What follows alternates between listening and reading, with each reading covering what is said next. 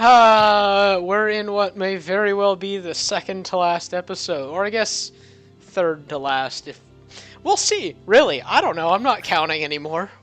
We're on this. Or maybe just the last period. Yeah, we're on this roller coaster ride together now. Who knows where it's going? Not me.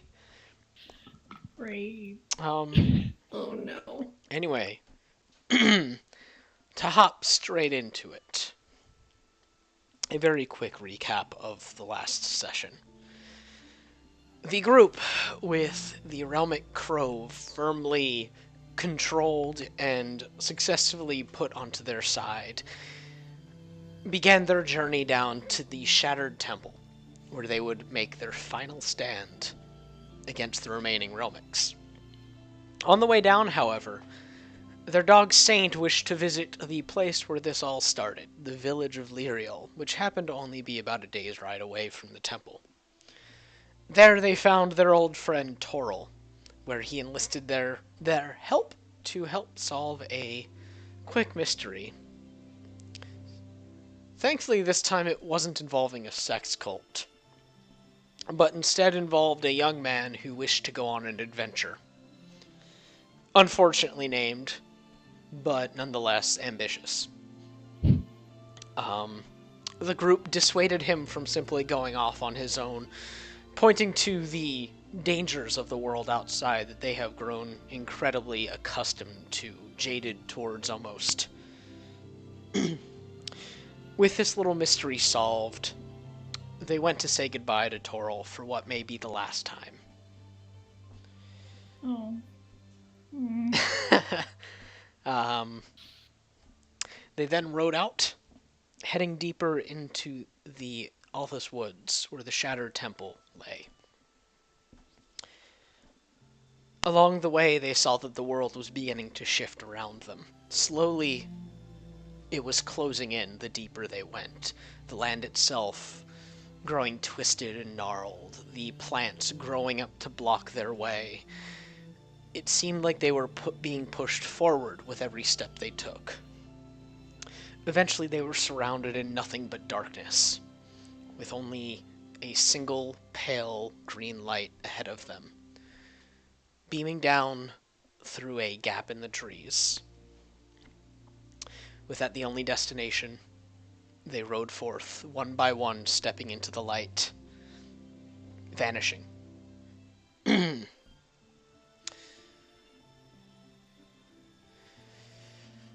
In the middle of the forest, there was once a sacred place. This was a place of miracles, where all the races of Anda would gather to celebrate the deities that created the world upon which they lived.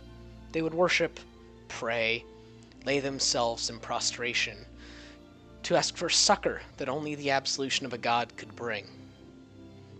But it was said that when the moon and the stars aligned just right, the beings known as the Realmic Pantheon would descend upon the earth to grace its people with their presence, their first steps emerging from this holy ground. This is where you are now. You all float in a void. There's nothing around you, including your friends. You are all alone. The horses are gone. Your possessions are gone. It's just you and whatever you had on your persons. And as you sit there and float, a voice continues forth, somewhat genderless, toneless, droning. It goes on to say, Raelsh, the keeper of the scales, Kas, the ever-vigilant, Sa'an, the great protector, Gyanther, the life-giver, Crove, the smith, and Leander the curious. These were the names and the epithets of these holy beings. Each one granted might to those who kneeled before them. The essence known as divinity was given. This divinity was but a fragment of their realmic strength, but it was with this divinity that the people of Anda were able to make their own miracles. And one by one, the area around you is growing brighter, almost. But you can't pinpoint the source of the light. And it's not shedding any light. It's just kind of growing outwards and expanding your point of view into a deeper nothingness. You're able to see farther into it. It's like you're witnessing the expanding of something. The voice continues. People founded churches of healing. Warriors with purpose in their hearts fought battles so the weak could live in peace. Men and women came to protect one another from the wicked and cruel. Greatness was inspired. Cities made of towering glass was built. Wandering scholars to spread word of learning and to collect knowledge so that they may learn from the mistakes of the past. Working behind all of these were those who always made certain there was a balance. No greatness without wickedness, for goodness only comes when there is darkness to struggle against. No darkness against light, to stop the world from being swallowed by evil. Some men and women were chosen as leaders, guiding these orders into goodness, emblematic of ideals. They were called champions, and they were given a spark of true divinity. The will of the Realmics walked with them. And it's at this point that, one by one, you feel your feet touch the ground somewhere. You still are unable to see anything around you. You feel a welling inside of you, like something is trying to reach out. It's uncomfortable, but not overly so. The voice picks up once more. Time marched forward, and the world was at peace. Then the star rose. The world became twisted, and the brilliant light in the sky began to grow closer. The orders retreated. War came to Anda, demons pouring through a tear that appeared in the sky as the newcomers came. And suddenly there's a bright red light in front of everyone's eyes. It's blinding. And it doesn't clear. The star grew brighter as this war waged on, and the orders did not emerge from their hiding. Then they arrived, beings claiming to be the avatars of the Realmics. By their hands were these demons pushed back, but every step tore the land asunder. The demons came to conquer, but the avatars came to destroy. Only few saw the truth. The Realmics were no gods that brought solace.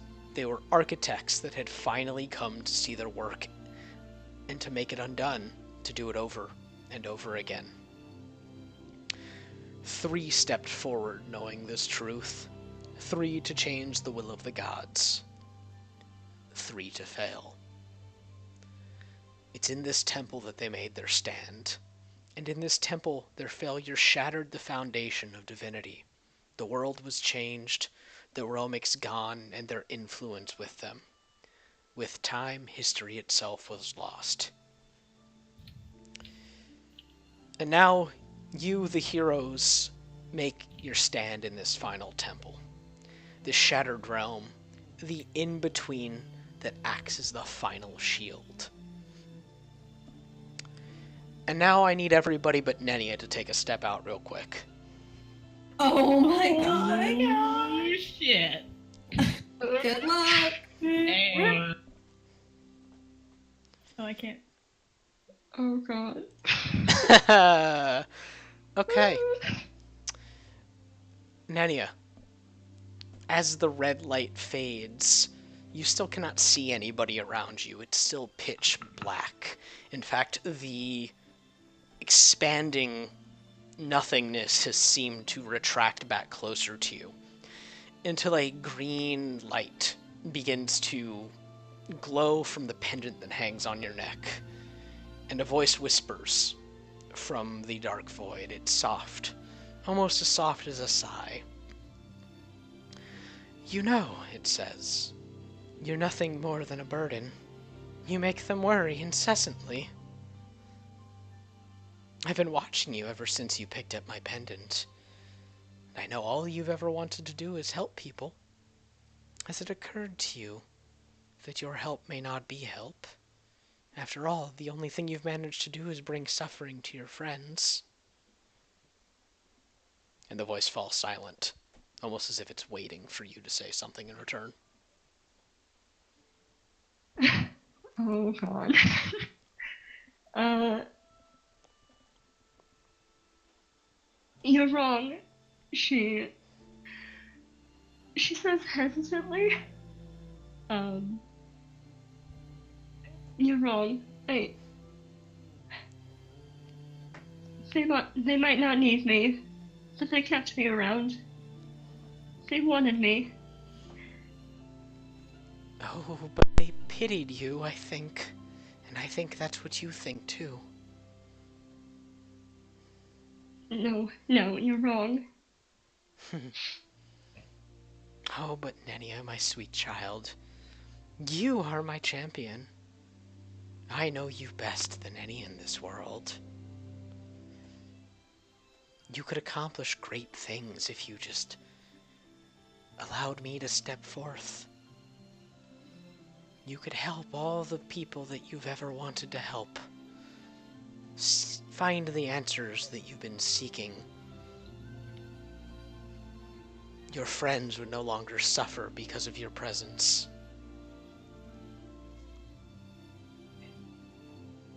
She's shaking her head. No, I've helped people. I'm here now. And I have what it takes. They believed in me. They helped me see more than what I am. Not you.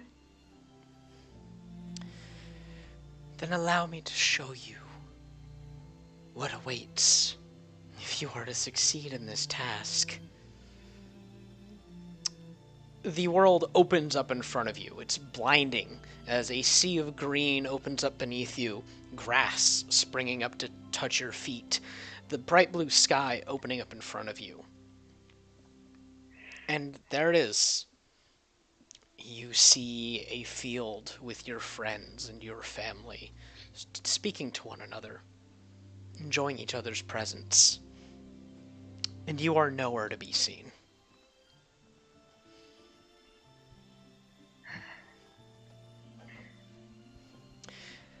They don't need you. Look at how happy they are without you.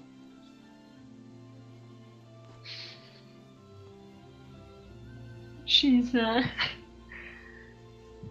taking that in, blinking away tears, and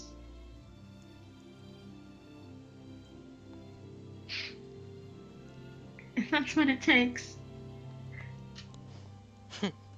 for them to live on,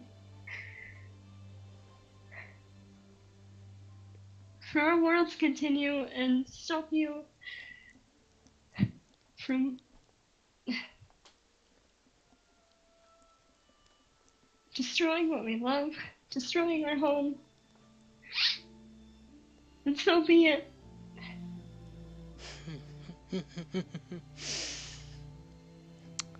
You foolish child. Well, is that your answer then? To push on, even if you will be forgotten?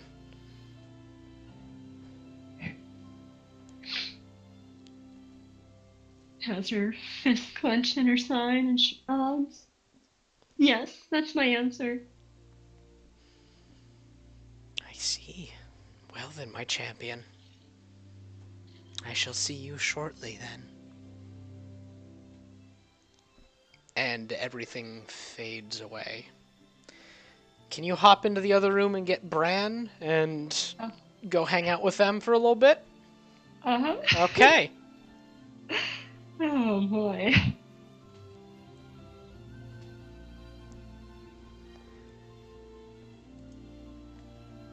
Okay, what am I do? All right. So, the bright red light that had bloomed in front of your eyes fades. And in its place, you see a distant ember, a flickering flame that's growing closer. and it feels as if you're taking steps towards it that you can't control. Your legs are just carrying you towards it. But then you look down and you see that your legs aren't moving. And when you look up, you see the bright flame directly in front of you, and it twists and curls until it coalesces into the shape of a dwarven man. And he looks at you and just says, "I'm here to tell you the truth, Brannon. Will you listen to me?" Well, doesn't look like there's anything else around here to do, so sure, hit me with it. Perfectly flippant. Good. To be blunt, you are the result of decades of research. An effort to subvert the natural cycle of life and death. You are a creation by my own hand. The children of the arcane we called you. You were immortal. Is that not an answer you've been seeking? I mean, the fact that I've been immortal, or the fact that I was created by someone? The fact that you were created. Your people. Well, I can't say I'm entirely pleased about it. Could have asked first. Unfortunately, you are the result of years upon years of breeding, as it were. We might have asked the originals, and you are simply the result of generations. I take it even my immortality has a limit then. It did not before. But throughout this journey, you've begun to unravel this enchantment. I believe you've been feeling it. When you changed me, you accelerated this further. You loosened the uncaring grip over your soul that I had. If you succeed in this task, Brannon, you will die. It may be tomorrow, it may be years, it may be decades, but you will die. You know, I've had a long time to think on things like this, and I think at some point everything needs to die or end. Nothing can last forever. Not even gods can last forever. I'm glad that you've accepted this. Now, you asked my champion Ardain if I could lend a hand. Sadly, I cannot, however. I would have you know that you were a worthy vessel for my strength, and while you were not given it, I give you this gift now. And he reaches his hand out towards you, and it turns into flame again, and he grasps your bicep, and you feel a hot sensation lance through you all the way down to your side, where the crystalline blade that you've been keeping just glows bright white until it coalesces into something else. You now have a new item in your inventory Oh in boy. place of your old sword. Let me know if you have any questions. He points at it, says, "That is the most that I can do to help you. Use it Bren, to change my siblings." Bren just kind of he examines it, the rapier for a second before just kind of putting it down to the side and giving Krove a grin. Sure thing, Dad. I'll deal with your family for you before I go.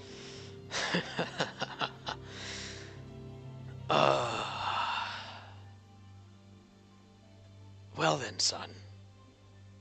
Walk tall. I always do. And with that, the visage of Crove fades away into nothing, like a fire being snuffed. Step on out and tell Laffy to hop in. Okay.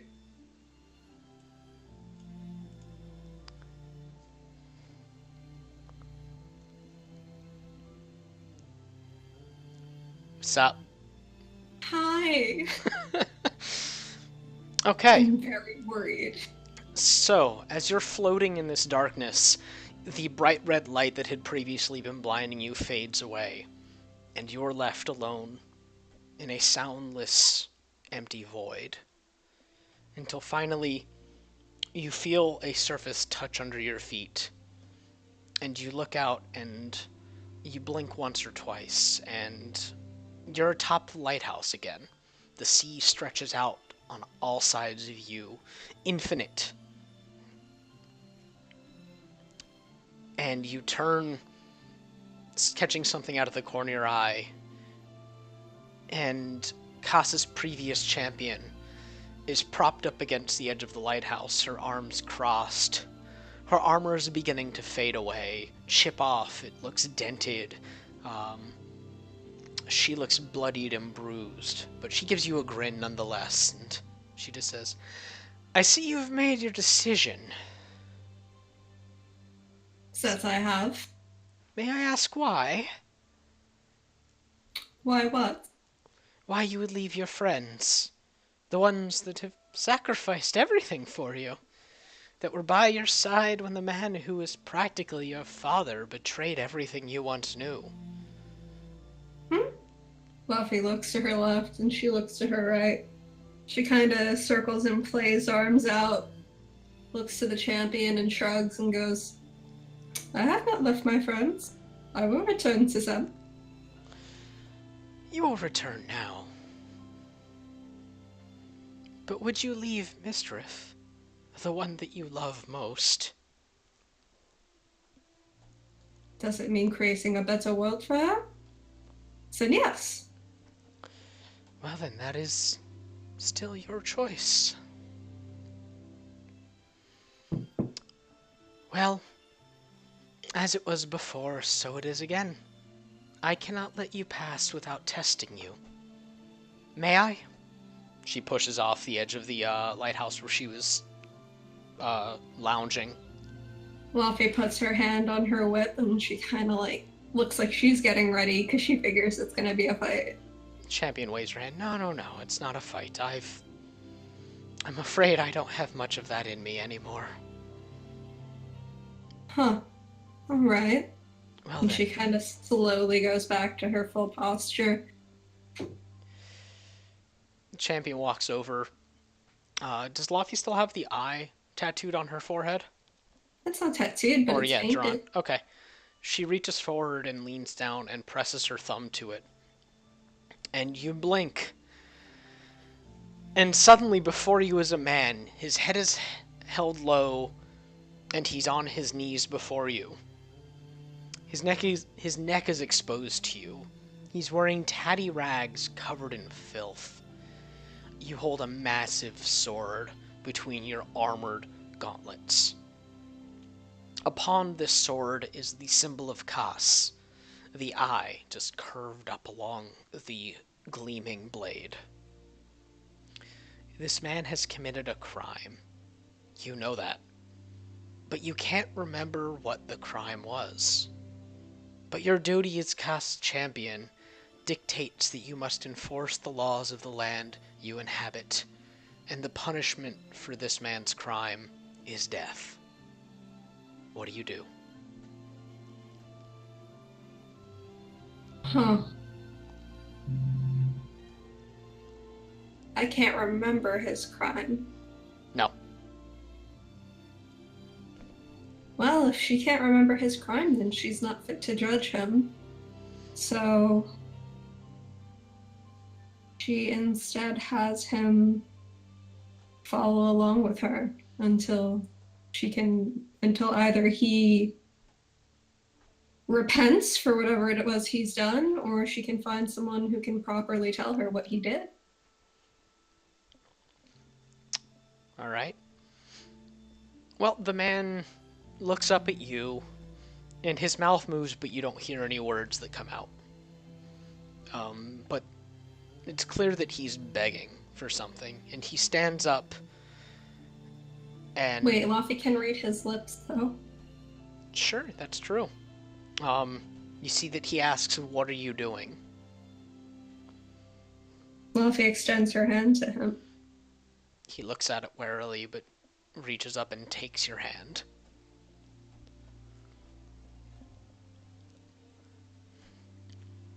Pulls him up. All right.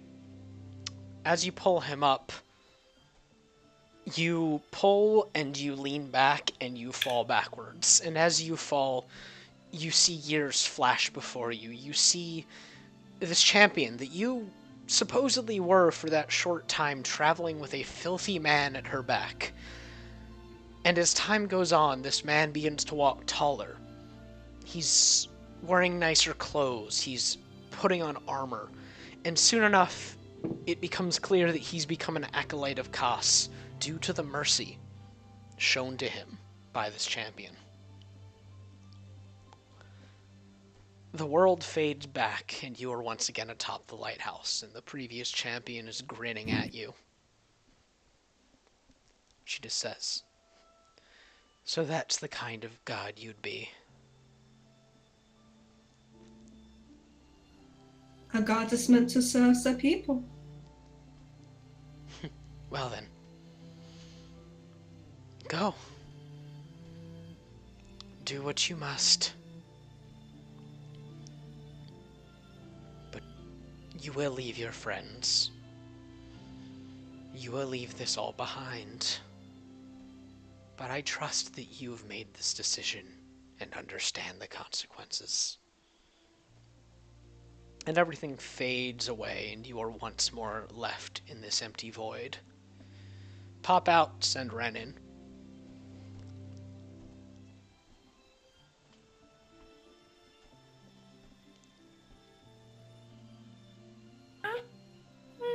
Hi! So, as the bright red light that had previously blinded you clears, suddenly you sit upright. You're in your bed. Sunlight streaming in a nearby window, and distantly you hear a voice call out. "Ren, come get your breakfast before it gets cold." I mean, Ren gets up and she gets out of bed. Okay, yeah, you get out of bed, you swing the covers over, and you hear a shriek come from outside of your window. Just a high-pitched shrieking now sound. Ren. Is her window open? Could you just, jump out the window? Yeah. Alright. Instinct just defenestrates herself. Okay, roll an acrobatics check.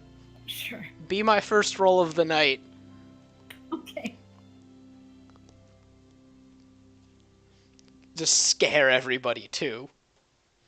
Alright. As the webpage loads, because that was bad.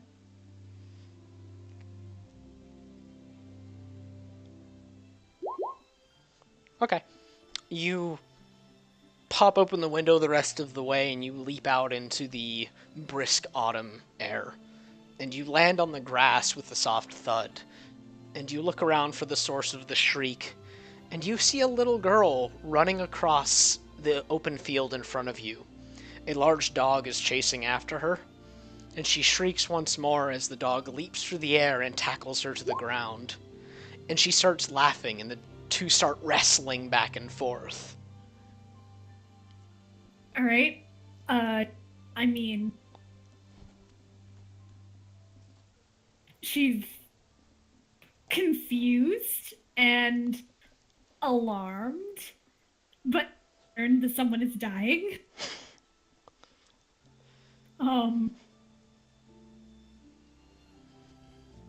What? You hear the voice call out again. It's quieter this time. "Ren, where are you? Your breakfast is getting cold." And it comes from inside the house. Ren, she walks around the house rather than climbing back in her window, and she's keeping an eye on the kid and the dog as she's going, but eventually she makes her way. I'm assuming she's in pajamas and opens the door. Yep. Alright, you open. Hi, Mom. It's not your mother, it's Finley. And Finley looks at you like, Mom? Excuse you. Uh, You're... Ugh. uh. She does look older, though. Kindly wrinkles are beginning to form around the corners of her mouth, where it's obvious that she smiles often these days. She goes, Alright. "Why were you outside? Come have breakfast, you bum." I had a scream. Oh. Is that coffee? Yeah, hold on. And she walks over to the door and sticks her head out and yells, "Sarah, you and Fritz stop playing so rough. One of you is going to get hurt." And you hear, "Yes, Mom!" And then a deep barking. And she goes, "Shush!" And you see the little girl and the dog sprint off across the field again. And Finley peeks her head back in and goes, "You think they'd learn after she almost broke her leg, but you know kids, they bounce back so fast." Yes. Anyway, yeah, have coffee. Come on, sit down. John and Julian are out in the field. You got plenty of time.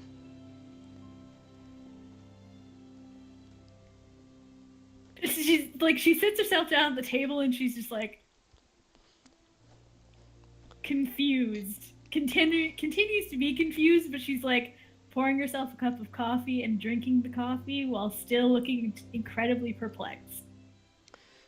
Finley plops down on the table next to you and... What? Why do you have that look? Come on.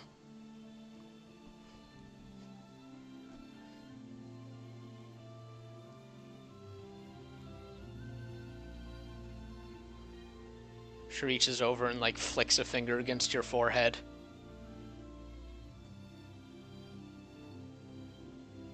Uh-oh.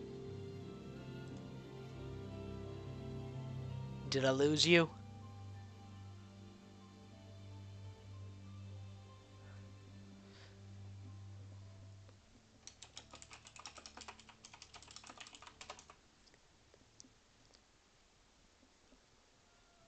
Yeah. Oh, hi. I forgot push and talk. Oh, nice. Yeah, so Finley flicks you in the forehead and... What's wrong? You got that weird distant look.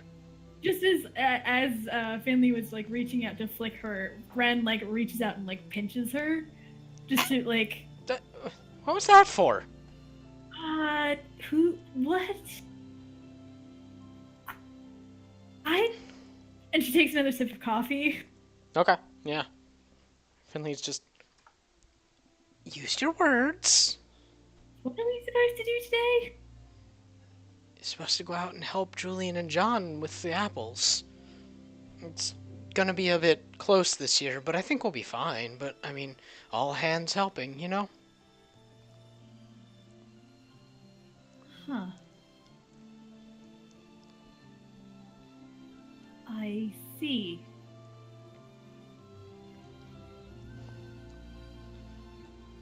Do you have something on your mind?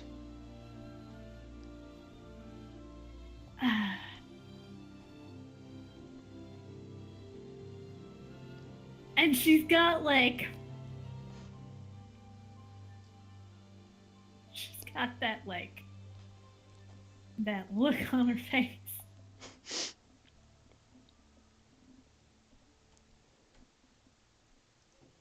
And she's just full of regret. Ren, come on out with it.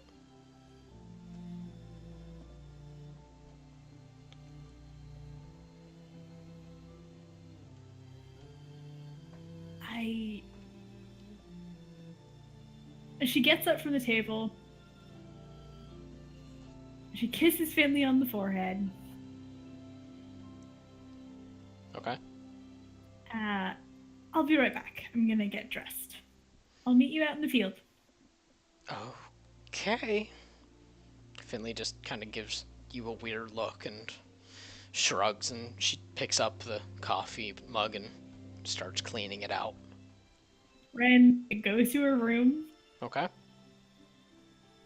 And like she looks down at her hand and is like, is the mark there? Yeah. It's faded. It looks like it's scarred over, and it's been a while since it's scarred over.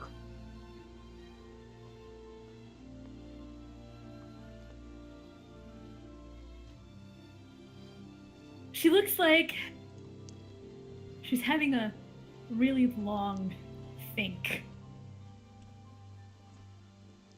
And eventually she just kind of mutters,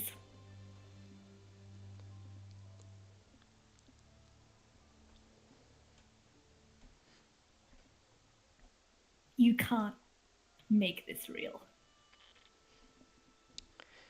As you address the nothingness, the world around you fades out like bubbles being popped. Dozens, hundreds, thousands. And you hear a voice come out from the empty void that you're now finding yourself back in. And that could be your reward, you know. So long as you turn back now, you would not perish. I would make sure there was a place in the new world for you and your family.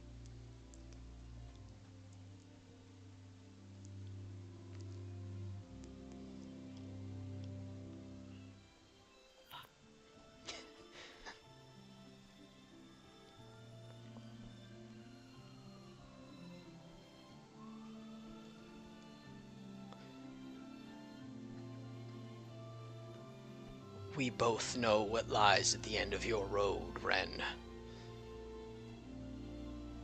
Yeah. I know. That need not be where it ends.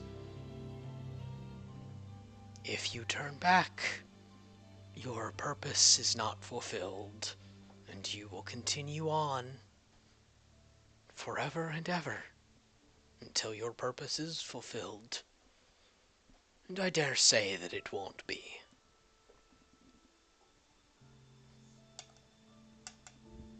I've spent my entire life running.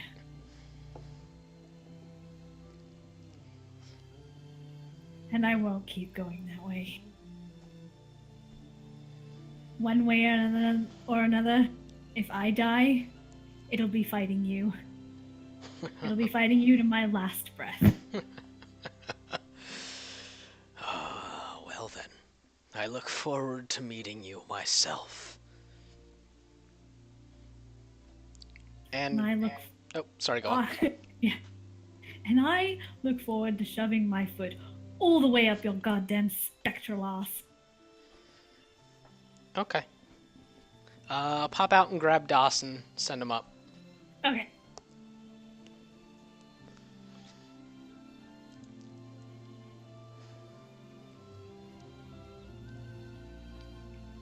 Hi. Hi. You guys having fun down there? We were all scared and like just yelling a lot. Good. Feelings. Good. Yeah. Okay. You are floating in this empty void. The bright red light that had been blinding you now fades. But you're at home in this void. It's warm and welcoming, more so than being on Anda ever was. It's like you're surrounded by a mother's embrace. And in this nothingness, you see a darker shape start to form in front of you. And a familiar voice comes out. You know, I have a proposition for you. What is it, Leander? I knew you'd know it's me. I mean, who else would it be here? Oh, it could be so many people. You and I, we could see so much and do so much. But you don't want to see or do anything, do you? Oh, well, before I go on, maybe it's best. We have your friends come, and you introduce me to all of them. How does that sound? Why? And he seemingly snaps his fingers as there's a loud cracking and snapping noise. and I'll be right back. Oh God. Come on up, folks. Oh, Back. Oh dear. Oh dear. God. Oh dear. Didn't take anywhere near as long as Chris, I piss. So, simultaneously, you guys all hear this loud noise, and the dark void around you collapses like a pane of glass falling away. And you see each other all standing pretty close to each other, actually. And you've been standing all this time, it seems. And Mist stands in the center of all of you.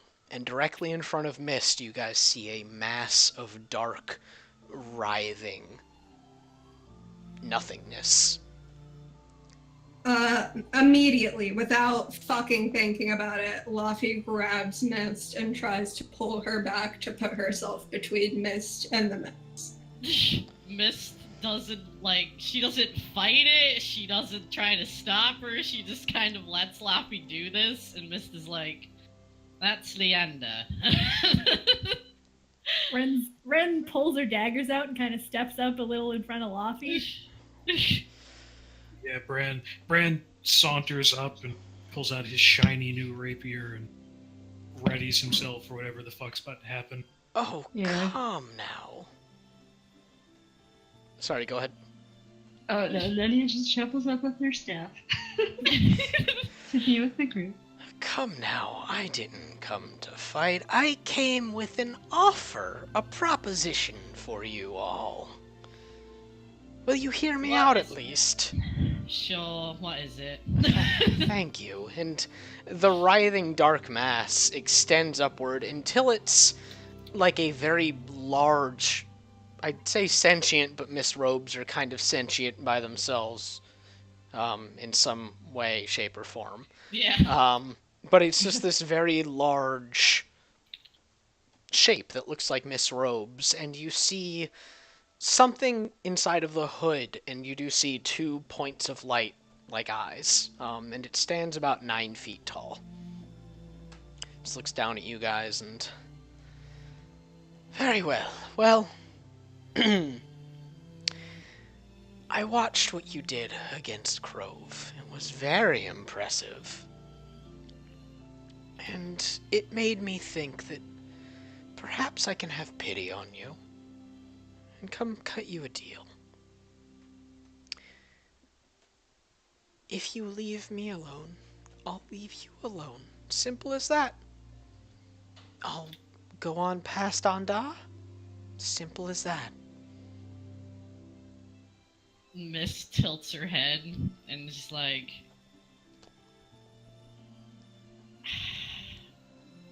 before you were talking about you needed everything to be nothing. Is that still the case? Nothing's a tricky thing, you see. I've come around on that a bit. I mean, it's still gonna happen. Nothing is inevitable. But if you leave me be, and if you take care of my siblings for me, I can slow things down a bit. Oh, will you stop talking, you fucking coward? You saw what we did to Krov and you do not want the same to happen to you. Just admit it. You've got the right of it, certainly. Why should we take the word of a coward then? You shouldn't do anything. But if you do agree to my terms, I'll come help. How would you help? You say that nothing is inevitable. Well, yes. You would help by what? Making everything nothing? Oh, no, I'd help you take care of my siblings. You see, I don't want them making things into this particular brand of nothing. It's not exactly ideal. Because it allows for possibility afterwards. Have you forgotten how important it is that possibility remain? Well, possibility can keep remaining. Mist is just fucking staring at this mass of whatever. Like, she's got this weird expression, like there's a lot of distrust and, like, loathing here, but at the same time there's some sort of weird understanding, and she's just like, Ren looks back, like she looks at Miss, she looks at Luffy, and she looks at the rest of them, and she's just like, she's got this expression that is like, no deal, but yeah, no, like, Miss doesn't, you know. Yeah, Luffy doesn't like it. Miss just sort of crosses her arms and looks at Leander and is like, why did you bring everyone here? I didn't bring everybody here. That's the function of the in-between these days. This is where it will happen. This is where it was always going to happen. This sacred ground. The beginning and the end of things, I suppose. Funny, that. So, if we don't agree, what then? That's for me to know and for you to find out, isn't it? I'm not exactly going to tell you the terms of your denial. well, that's a step up. We don't have to listen to a monologue on how he's going to murder us. You're right, you don't.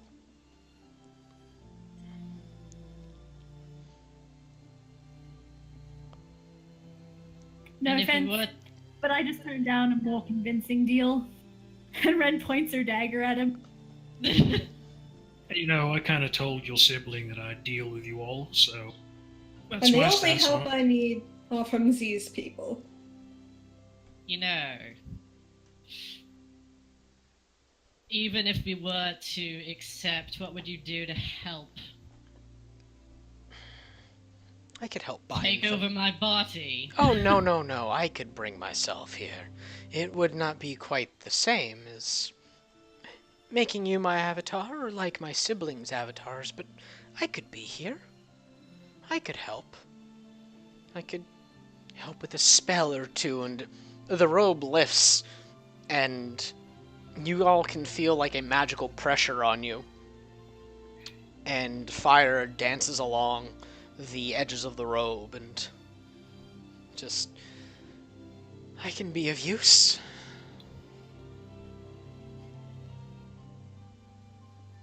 And what would you do after? Leave. After all, I'm not going to stick around as an avatar. That just makes me vulnerable. Yeah. Well, you know, you do a very poor job of representing the unknown. Oh, well, you know. Do I? No, that's the whole point, isn't it? Mist kind of glances at the others, and you get the sense that she's not buying this shit at all.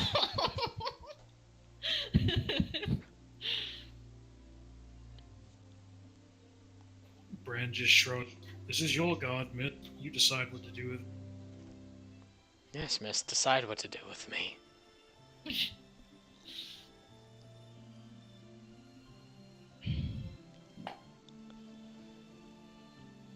There are far better ways to perpetuate that which is not than what you have done. It can be so much more than being gone or wanting nothing.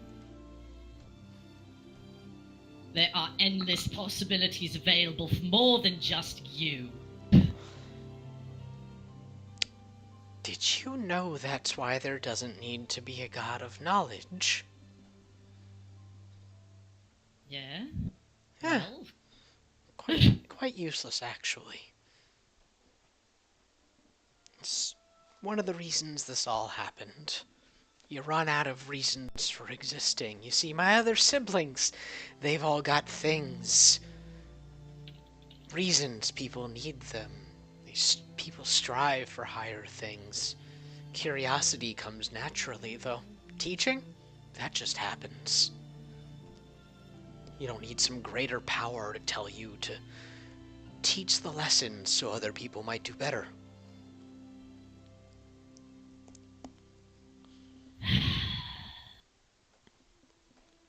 Thus is the unknown spawned. the unknown has been before and will be after. Of course, dear.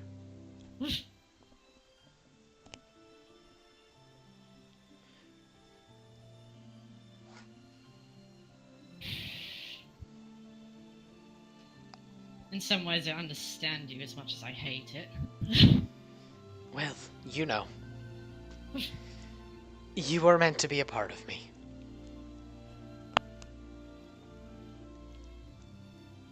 I feel like I'm the part that you've forgotten. You talked about that ultimate question and how the answer was nothing, but the answer is there is no answer.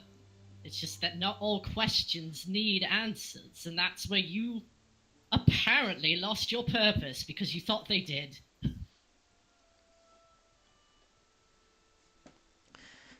Well, I suppose you've got all the answers saved for this one, don't you?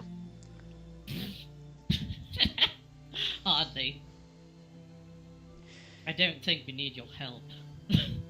I mean, listening to Mist, you sound almost nostalgic.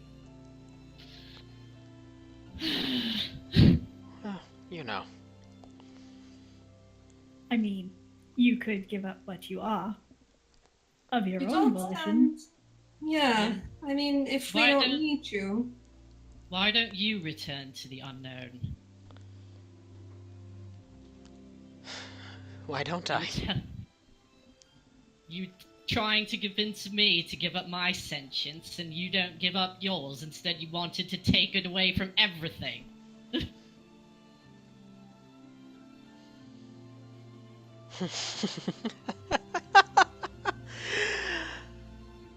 You know, no one's ever put it that way to me before.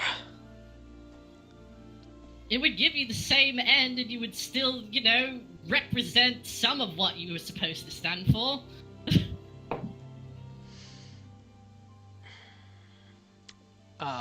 The robes that are Leander look thoughtful, and as thoughtful as robes can, really, it's kind of strange. Well then. Perhaps that is an answer for me. You can keep on searching that way, one way or another.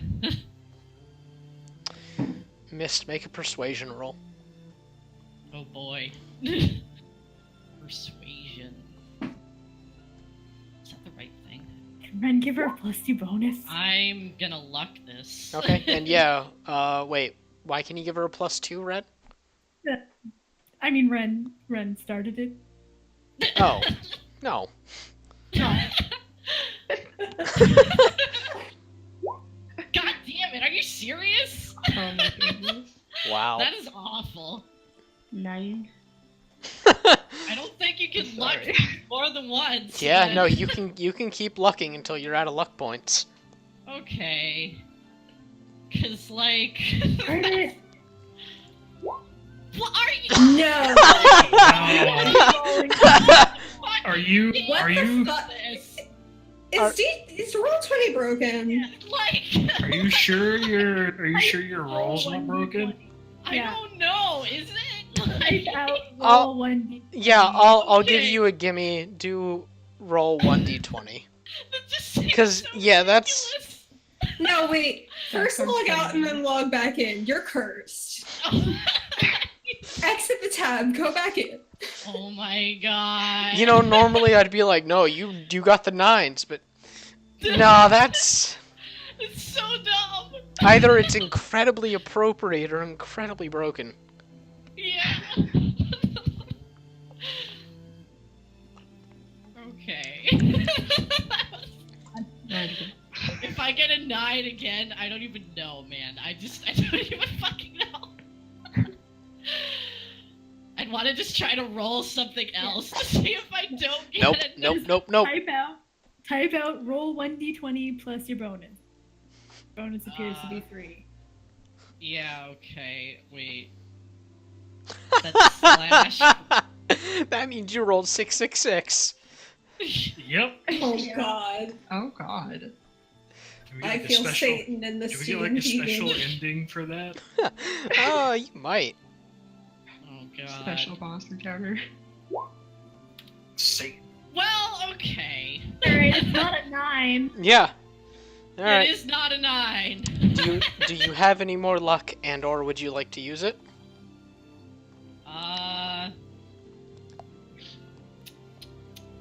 Make it look good. This is your last chance. Blow Yeah, it all. sure. Okay. Sure, why not? Okay. Bad idea. This is an important moment. Oh, oops. I'm not used to typing out things. I'm gonna throw up. Even Oh. worse. Oh my god. Nah, Luck is just not on your side tonight. Oh really my not. god. I'm so upset. Oh my. Okay. Okay. It's like one of the worst I'm string of leaving. rolls I've ever seen. It is so bad. Ed, I'm so bring it in. Bring it in for a second. Leander goes silent. And is silent for a good bit. Clearly looking you all over. And then finally, the voice slides back out with, well, I suppose you're right. Who knew that a failed experiment, a small little angry god slayer, Hey! a meek and terrified healer,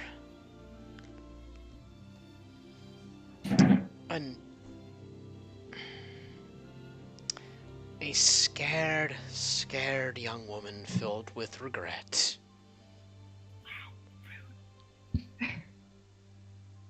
True. But you don't gotta say it like that. And the representation of a great failure would help me find my purpose again. Well then. Good luck. I suppose you'll need it. And, like smoke on the wind, Leander disperses. He rolled a 1. Oh, What? What? Oh, you decided to counter roll? Oh yeah, you had to counter roll him. Or he had to counter roll it. Oh, okay. I didn't know if you just had like baked in No. I was DC for it. No, that was social. Yeah. I was waiting for a roll for initiative. Same. Oh my god. Ren's quiet for a minute and is like, she looks at Miss. She looks at the rest of them. So did we just talk a god into non-existence? Because that was a lot easier than I thought it was going to be. Honestly, by his logic, it makes perfect sense. By the logic of what he supposedly represented, makes sense too. I thought I was... Honestly, I didn't know why he didn't think of it. So, what about the unknown? I am not understanding. Maybe we aren't meant to understand. What do you mean? What are you not understanding? Do we still have to fight him? I don't think we have to fight Leander. But if he's gone... No, I mean the unknowns. Those are two different things, right? Why do we need to fight the unknown? Miss just looks at Laffy like she's I don't know. suggesting some weird shit. I just thought we were fighting everything, you know? No. The unknown itself is fine. The Under was the one that wanted to make everything nothing. Huh. Well, He didn't represent the unknown well, and that's why he was fucking mad. so then we only have... Huh. Okay. One down. I can hear Laffy doing that That thing with the math. or like the face of the guy that's dealing with what's heavier, a pound of feathers or a pound of bricks. They're not fighting? Like...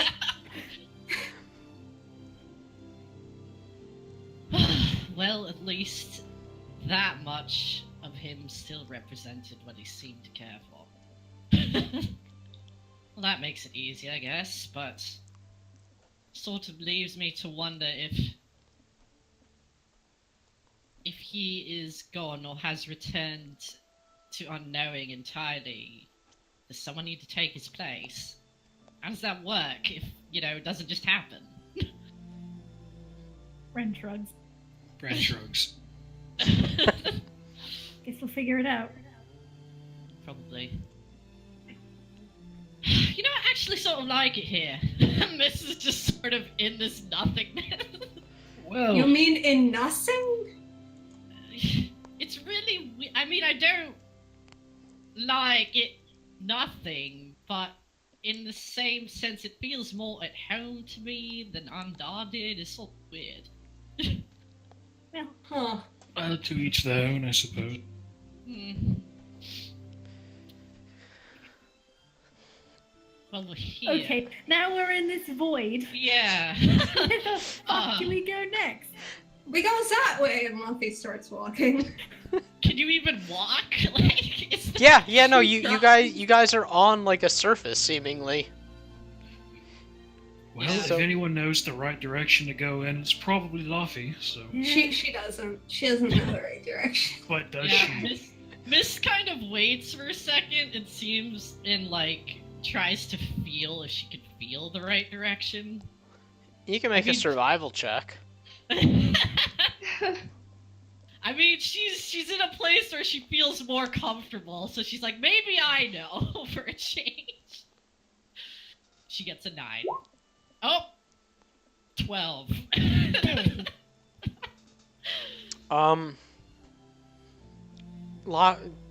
There are a lot of directions to go.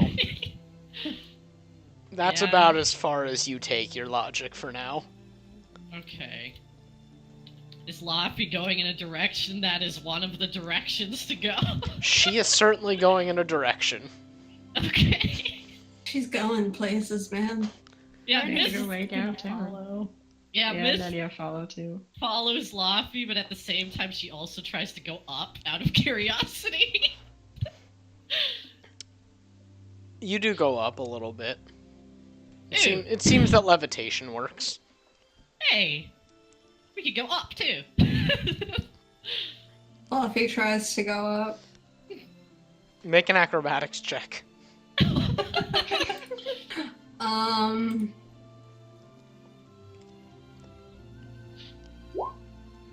22. You jump, and it's like jumping on the moon. You catch some serious air. And it seems like you're floating, but then you drift back down. Yeah, I can't do that, Mist. Oh, I didn't even realize I was doing the, floating thing. I just thought about going up, and it worked.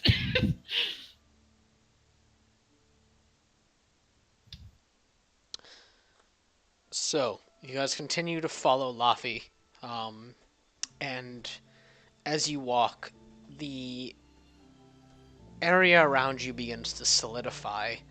It's like walking through a tunnel, but there's no light at the end of it. It's just slowly the world starts to coalesce around you, and It starts by your feet tapping up against bricks as you walk. And it continues with the sound of your footsteps echoing against the walls that are coming up around you. And it continues as your eyes grow more accustomed to the area around you, and you begin to see the stonework that you're now walking through. As they go, Luffy says, I want to confess something. I did not know where we are going, but it seems to be working out for us. Yeah. I we're told going you you somewhere. knew which direction to go in. You always know where to go, Luffy. Maybe it's based on belief.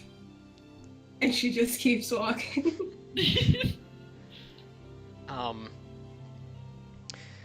Soon enough, you're in an area that is visible, and you can see easily. And what is around you is the weathered remains of a temple.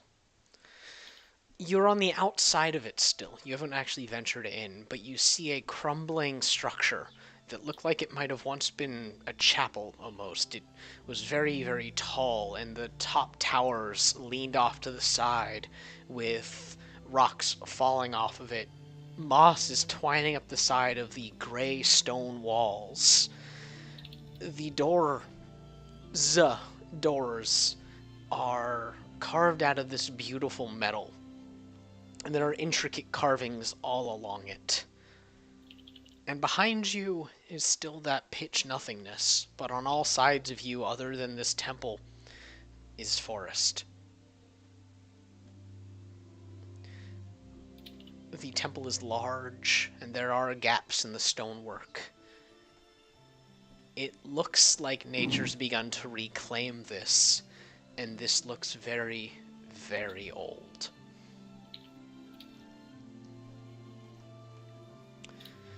You step forward, and you get close enough to the door to, I don't know, do something with it if you so please. Yeah, Mista's sort of looking it over and just like, well, I think this is the place we were looking for. Probably, maybe? Shall we go Possibly. in then?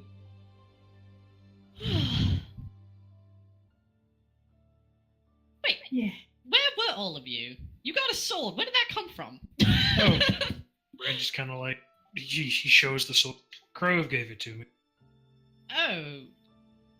So you saw Crove? Yeah, no, we had a short chat. What was he like? Somewhat plain-looking dwarf, actually. Huh. So he wasn't on fire? Was he on fire? He started off on Remember- fire, and then he stopped being on fire, and then he turned Yeah, back that's into right. fire. He was fire when he appeared and left, but in between, no, not really. Huh. It seems like Luffy is taking note of this for when she becomes a god. Oh my god. So there's more than one door, or is there just one door? It's like a very large. It's like two doors basically. Oh, okay. Yeah. Did Luffy looks the at the rest other. of you see anything? Yeah. I mean, I spoke to someone. Yeah? Yeah. They asked about you. What did they ask? It's not important. Really? Luffy, you can't just say that and know that I'm not going to be dreadfully curious about it. Luffy looks away and picks at her ear, and then she puts earwax on her fingernail and flicks it off. Miss just conveys telepathically a whole lot of, I want to know.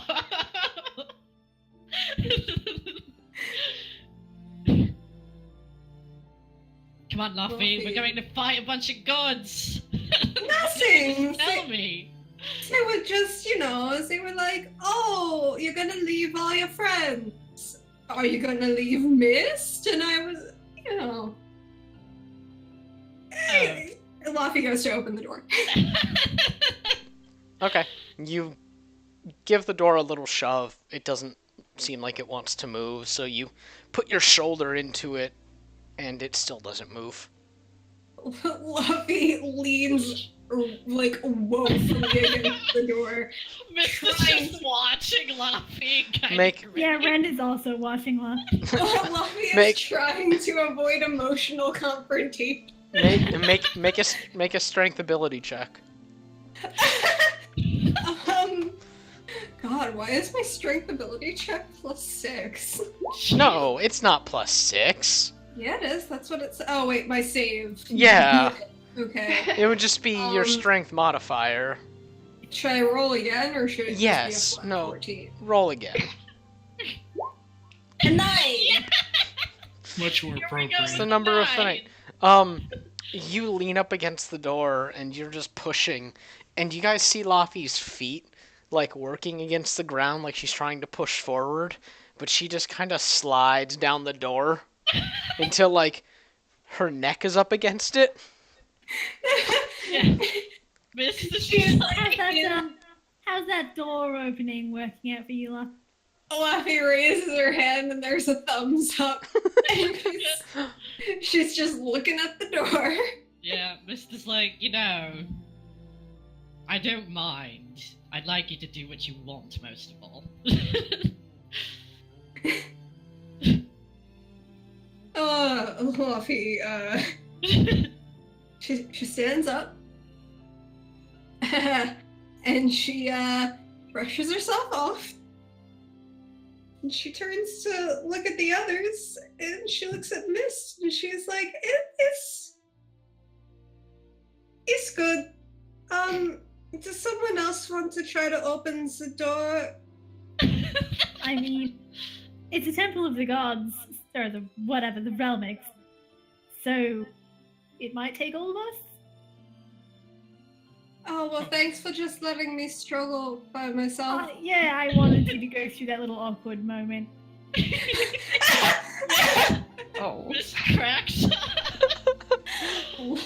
Although Luffy just gives Ren the most sour of expressions. Miss Nanya abruptly was- hugs Laffy then. She's like, it's fine. Luffy puts her head in Mist's robes. What are you doing, Enya? She'll come up to help. Okay. And I just want to say that let's do our best, and thank you for everything. Oh, don't thank us yet. We haven't won yet. We should Yeah. be thanking you, really. Yeah, thank you for coming with us and dealing with us, honestly. Say that. I think we'd be dead a couple of times over if you hadn't been around. Pretty much. You're welcome for us dragging you into something probably far bigger than you ever thought you'd be involved in. Honestly. Yeah. Probably Well, bigger than we thought we'd be involved in. I don't regret it, and I want you to know that. Oh, That's good, because good. I do regret it, like almost 99.9%. Oh, don't worry about it. I stopped Really? regretting things a couple 100 years ago, give or take. Oh. Well, But we're here now. yeah, we are. Yeah, When we're we're I'm going just to gonna try to push on the door. Everyone uses the door as a. Yep. Push out the feeling. All right. So is everyone pushing on the door now? Sure. Yep. Yeah. All right. You guys all push on the door, and it does open. Slowly. It's not like it swings open. You are still pushing up against centuries of sediment and vines and just... It hasn't moved. Much like, a person, it doesn't like moving after a long time. Ren can relate. And the door opens, and you're looking into the remains of something beautiful. It was very clearly once a very large, very open center of devotion and parties, I guess you could say. Not like wild ones, but celebrations of all sorts. It's this large area with pews set up in some places, large open spaces in others, a fountain in the center that has long dried up, but it's tall and decorative and looks like it had many layers. This looks like it leads off into several rooms off to the side with one big doorway in the back. Inside is mostly marble. And the marble has gone more or less untouched. It is cracked in some places, and there is plant life growing through.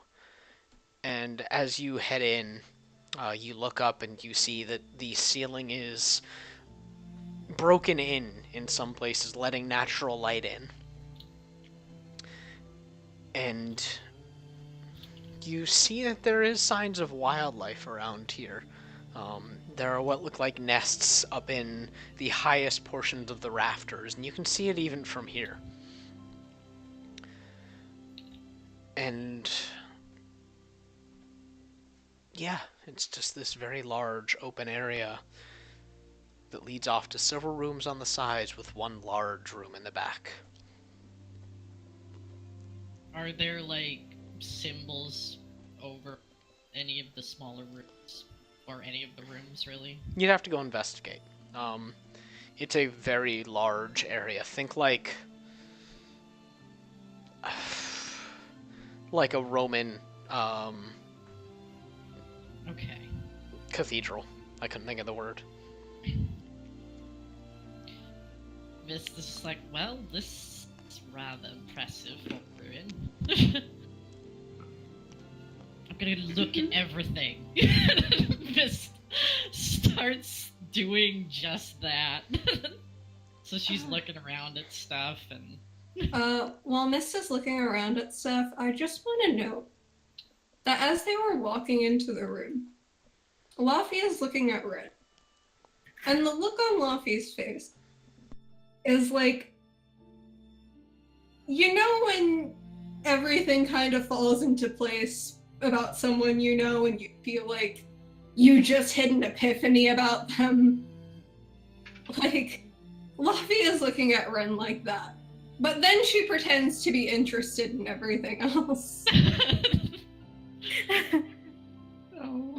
Ren is Ren and probably does not notice at all.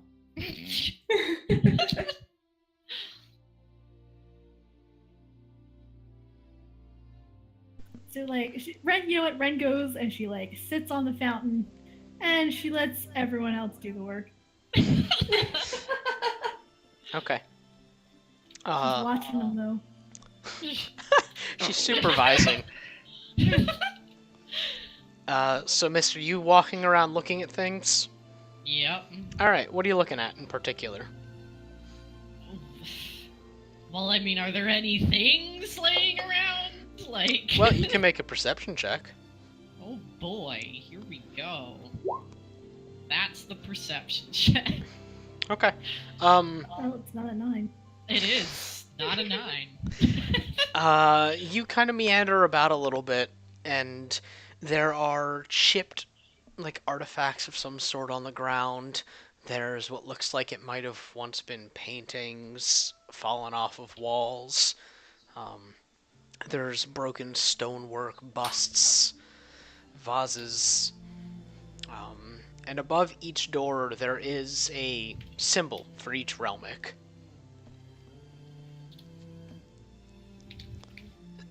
Okay. Yeah, Mist notes all the broken old stuff, and then she finds the thing that she was sort of looking for, and she's like, ah, I thought so. Each of these rooms is for a particular realmic, it seems. And she sort of points up at where the symbol could be above the door. Well, that could potentially be better than fighting them all at once. Yeah.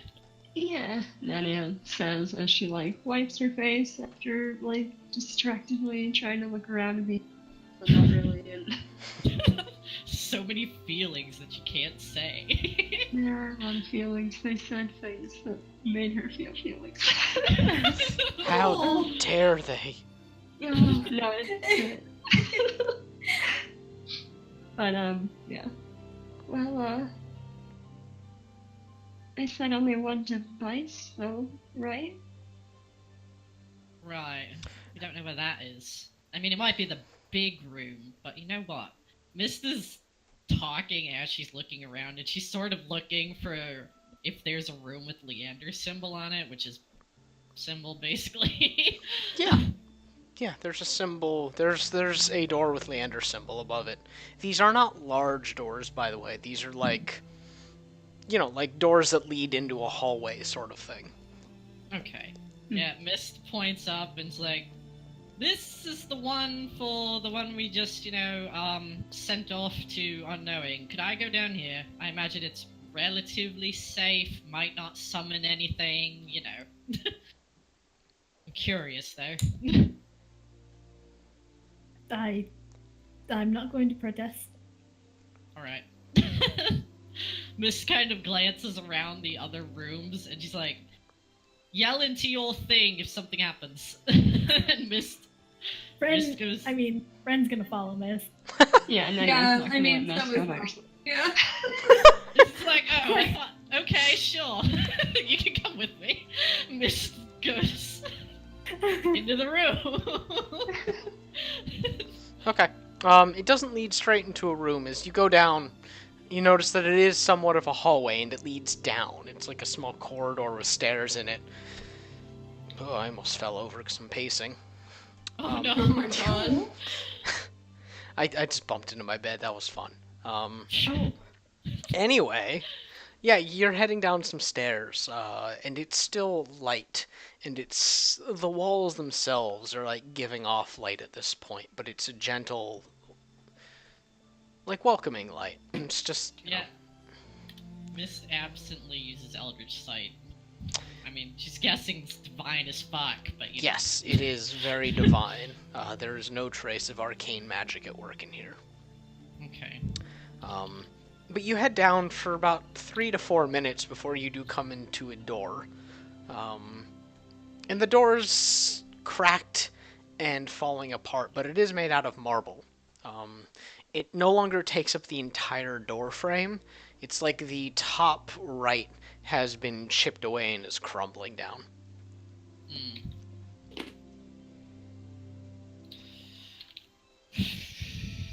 Well, Mist, first she just touches it to see if it'll move by itself, but she's guessing it won't, so she's gonna try and open it eventually. Okay. After a couple seconds. Yeah, at a touch it doesn't open, but applying pressure does open the door. It's very clearly, still openable. And beyond it is a room filled with books. Ooh. Mist goes in immediately and starts looking up. Nadia eyes Mist to see if anything happens. Besides curiosity. Okay. Yeah, she's looking around at stuff, and she's like, I was wondering if it would be there would be an altar or, some sort of big ritual circle thing in these rooms, but maybe it just, maybe it's just stuff that has to do with their sphere of influence. Mist is saying this as she's looking over books. I figured Cost would be in the room. Oh. I mean, I suppose that makes some amount of sense, maybe. Mist, as you're looking around, make an investigation check.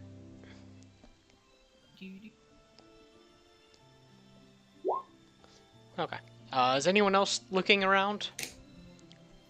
I'll feel Yeah. good the old look around. Yeah, Brad is too, so I guess I can. All right, the rest of you guys make perception checks. Okay. My fate. Well, Ren, as normal. Ren's just super distracted by unlife. Hey, Laffy Okay. saves everyone. All right, Mist, you're trailing around looking at the various books. You're not finding anything in particular. There's plenty of books still intact here, though. She La- might just be grabbing them. She's Okay, like yeah, just you're fucking grabbing them. It's fine.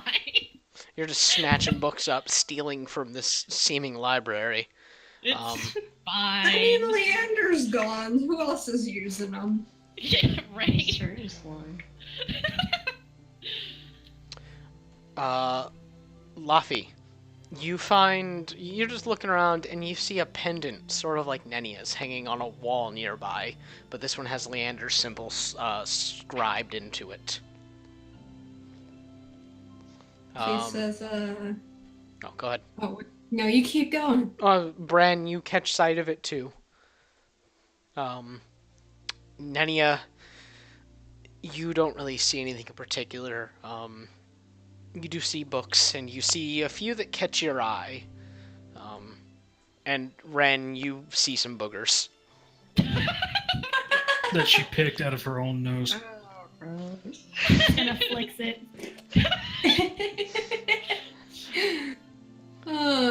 Luffy, kind of bats at Mist's arm and is like, look at that. Hmm? Is that Ooh. You know, this is really weird because for the longest time I felt like this is my symbol and it's like Leander's symbol. I don't, Miss sort of, when she's saying this, she's sort of half fidgeting with like the symbol that is already on her. But she goes over to the pendant and she squints at it and then she probably would go to pick it up and see what happened. Okay, yeah, you pick it up. Nothing happens. You hold it, and it's a little heavy. There it is. Yeah, it's a little heavy, but you definitely hold it, and there's a phrase scribed on it. And it just says, "All things begin when this ends."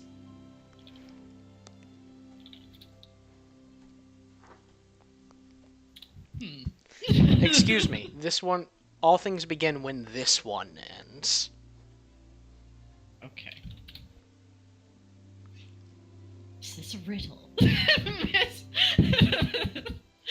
she's like Does this one refer to the pendant?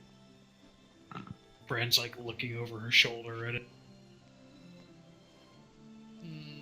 Ren kind of peers know. over. Perhaps it refers to that which it represented. Well, it ended. So, Yeah? now we gotta make sure it begins. Yes.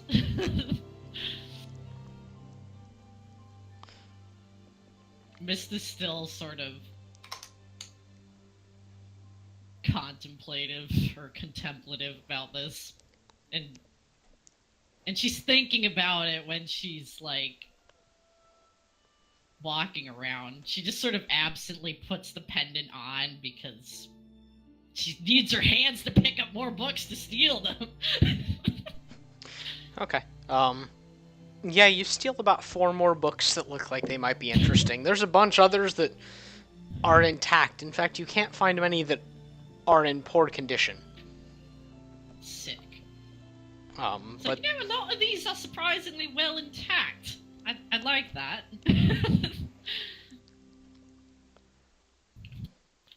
Well, it's divine ground. So Yeah, there's a lot of divine energy here. Okay, well, she sort of looks around again, seeing if anything catches her attention in particular, and she also absently looks at the tentacles on her arm. Like, the tentacles are just kind of hanging.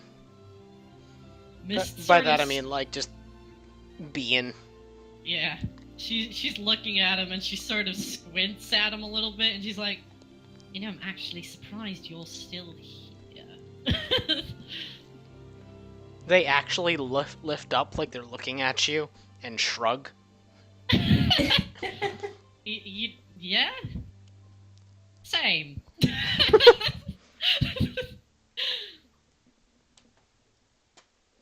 And then she gives the place another once over to see if she's drawn anything interesting before thinking of heading out again. Make a perception check. Boy. Another one. Also looking for any other doors. Okay, nothing else catches your eye, and there are no other doors except for the one you came in. Okay. Well, I don't see anything else particularly notable here aside from all these books. I realized I just grabbed these without thinking. What if I'm not going to be here very long? What am I going to do with these? Whatever. I'll keep them anyway. You're gonna take them back with you once everything settles down. Yeah?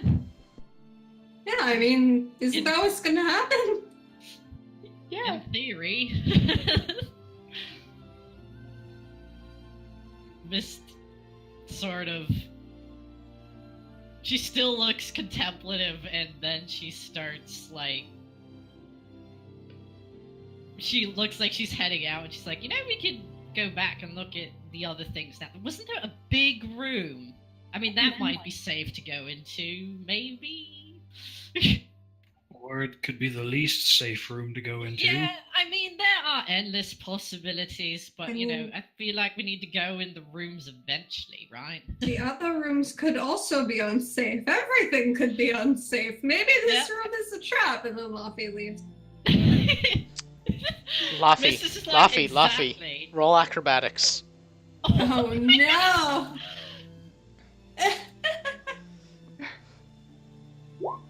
20. You almost eat shit, tripping over like a chipped floor tile, but you catch yourself as you're saying this room could be a trap. Luffy turns around and she points and she's like, "See? You see what I mean?" Wait. Mist has, like, this look like she's got an idea and it's probably dumb, but she's still got an idea. And she's just like, what if this room has weird gravity? She sort of waits. As though she's expecting that to happen. Does anyone do anything while Mist's just standing there? Ren is silent. Ren's like watching Miss to see if she's gonna do something. Yeah, Nadia too. Confused. Like, what, Mist? What the fuck are you doing? Luffy Absolutely. is looking at Mist like she's high. Absolutely nothing happens. Alright, I just had to make sure. That voice we heard said something about, divine wishes, and we've heard before about wishes happening. So, maybe I thought, that was a little coincidental. Maybe it meant something. It doesn't. We could go. I mean, it's not like you wished for different gravity. I mean, it sort of did. That would have been awesome. Please don't. I like it. Anyway, it's not gonna happen, so it's fine. We could, Miss just sort of gestures then. Luffy packed Mist.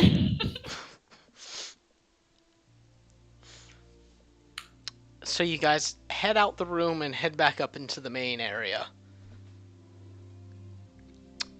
Where do you go from here?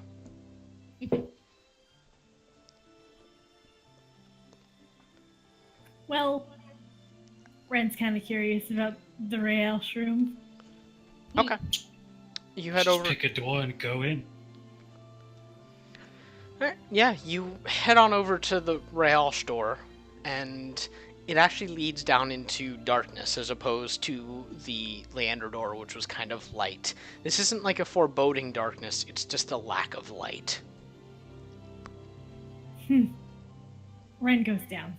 No, Okay. Miss is going with Red, man. If Red's going in the door, she's going after. Yeah, well, we're we're not splitting the party. Okay. Nenia, as you go down the corridor, you can see nothing. She grabs onto the nearest piece of fabric she can. Her Okay. own clothing. She hugs herself. How do I? No, she's reaching out to grab somebody. Alright, yeah, you reach out and you actually grab onto Bran. Oh.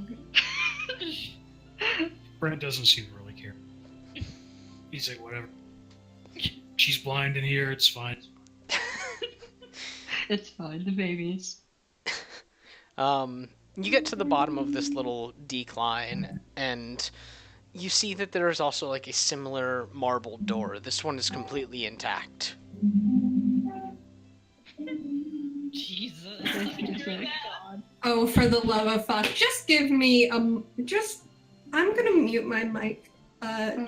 Kate, Max, if you hear anything, just don't. It'll be fine. Are you? Is she gonna? Next, she gonna, like, kill them? She Gonna, might like bang on the ceiling. Like, she might be getting her whistle. Hold on. oh my god. Oh.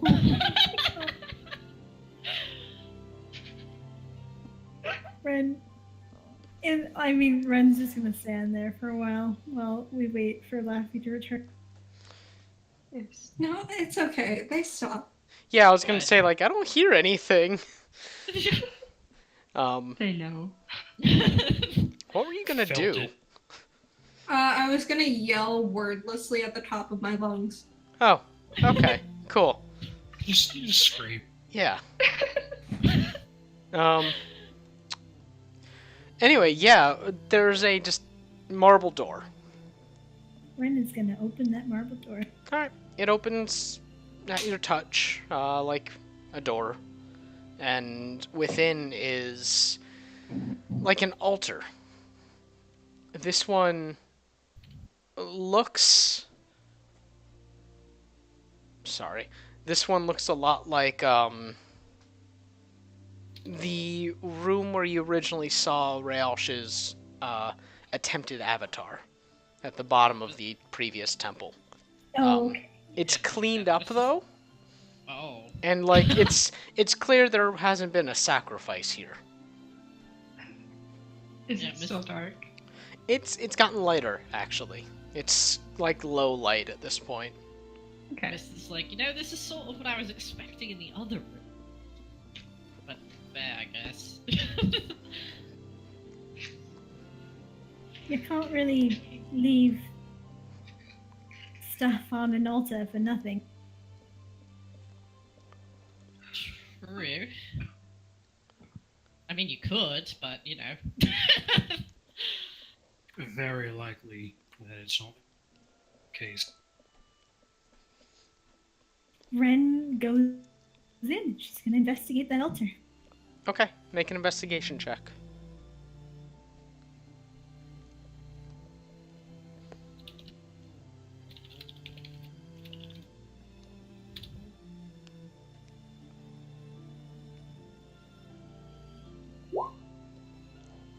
Okay. You walk right up to the altar, and you see that there are a lot of scribblings like carved into the marble.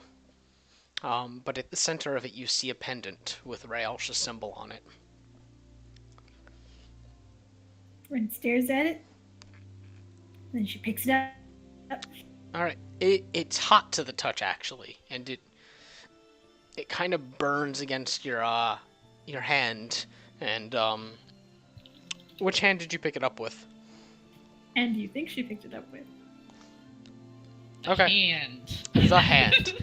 It burns, quite a lot. Ah! She doesn't put it down, but she's making noises like it, Ren, are you alright? Mist comes over. It's a little. It's hot. Oh. Maybe you should put it down. Ow. She No. thought. No. She puts it on. Okay. It stops burning when you slip it over your neck. And as you were putting it on, you notice that there are words on it too. What are these ones? She like tentatively flips it over. This one reads, "All things end as they should."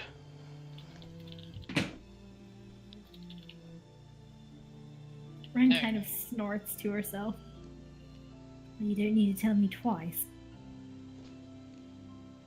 And then she lets the pendant hang. Okay. There's not much else in this room. It seemed like it was very utilitarian compared to Leandra's room.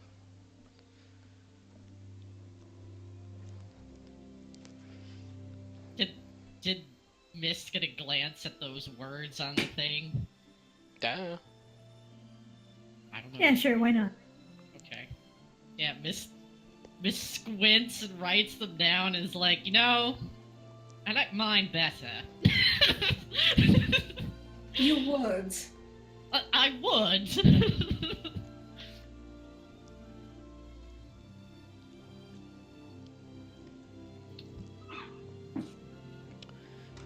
Um, there's Well, there's nothing else in this room. now we know the rooms don't summon them. That's Kind of good. glances around. Unless they do, but at least for now they don't. Yeah. Maybe we need to gather all of, those amulet things. We found 2 of them now, yes? Yep. We Yeah. did. Let's grab the rest then. Alright, so you guys head back up into the central area. And we're going to take a quick break because DM needs some water. Okay. We'll be back in a few minutes, Internet. Bye. Bye-bye. Bye.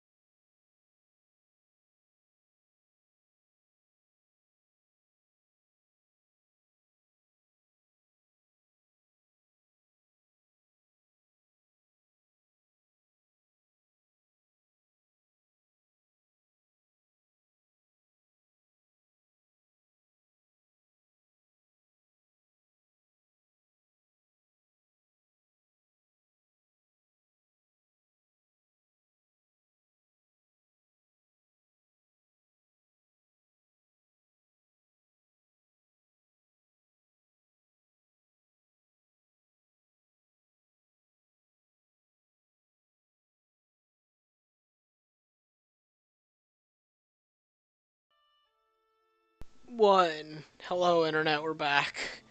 Hey. Hello. Hey. We had a quick break so everyone could share their trauma. But we're back, and so, you guys have made it back up into the central room. And there are still the other rooms with the symbols of the Realmix over them, or the hallways beyond those, and then the large door at the back of the room.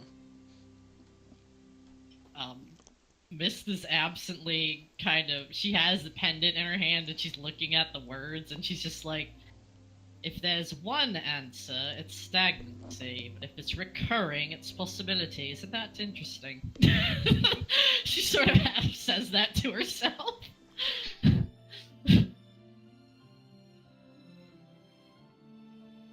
Assuming it's meant to have an answer at all. Maybe not. Yours sounds more like control of finality. It doesn't really sound like balance. I mean, it's also not wrong. Maybe? I don't know. Hardly believe in shoulds, only sometimes.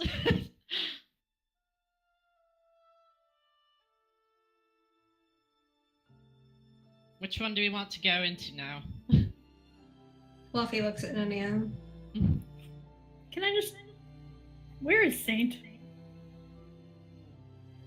Where is Saint? Where indeed? Oh, no, whoops. Max died. Sorry, I was on mute. no. I was like, that ominous silence, or did something happen?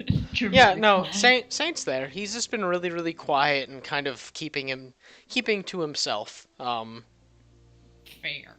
Yeah, he's having as little to do with this as possible. Kind of weird family reunion that one time.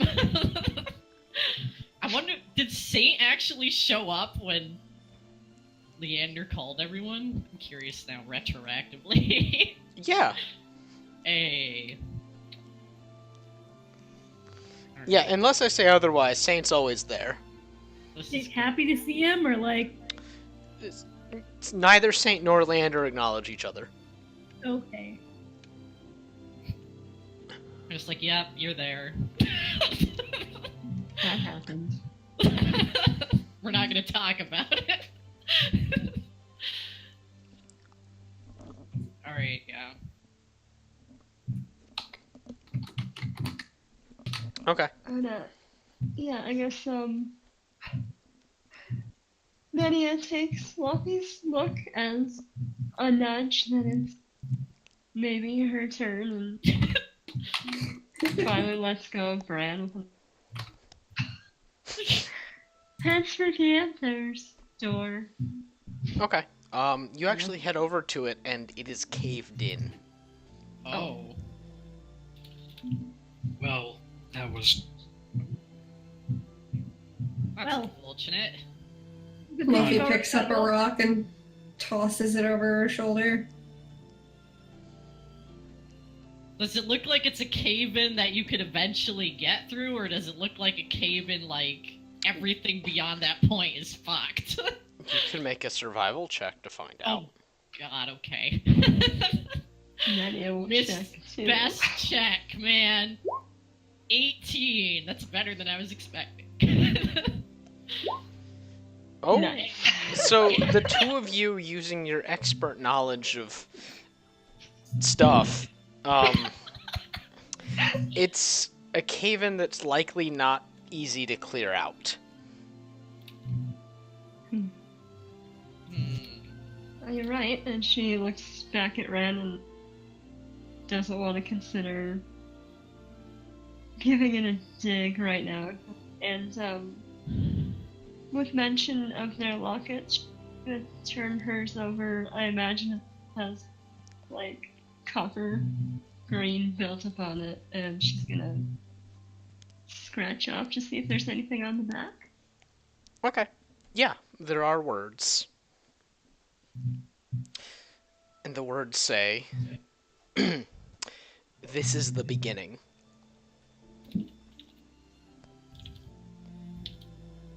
This is the beginning. She reads aloud, looks over at Ren, and looks over at Mist. I like that one the best. Yeah. She'll give it a squeeze and drop it. Okay. So that leaves the Cos door and the Crove door as far as you guys have seen. Is there not a saint door? No. Was it like a saint, like doggy door? Oh. You can make a perception check for that. Alright, fine. Hey. You actually do see a smaller door with Saint symbol over it. Oh my Oh god. my god. But Just you points at it. immediately tell that it's small because it's completely destroyed. Oh. Oh. Huh. Oh. That's rude. Saint just Ren kind of looks- barks at it. Ren looks Is down it a at good Saint. bark or a bad bark? Just like a ha!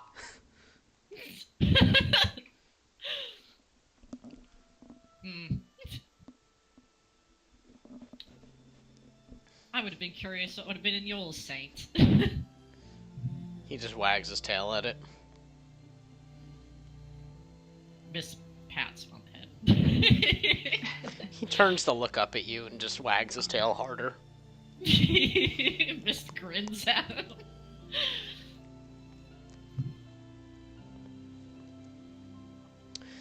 Alright, so, what are you guys doing? Yeah, I guess Luffy's going to the Cos store. The boss room. Alright, Yeah. yeah, once again, there's a hallway, but it leads up this time. Just like a slight incline. And you climb those stairs and you get to a room without a door on it. And within, you see what looks like martial chambers, like it was once an armory of sorts. Just like what looked like weapon racks up against the walls, rusted weapons, older looking things, some armor, eaten away leather.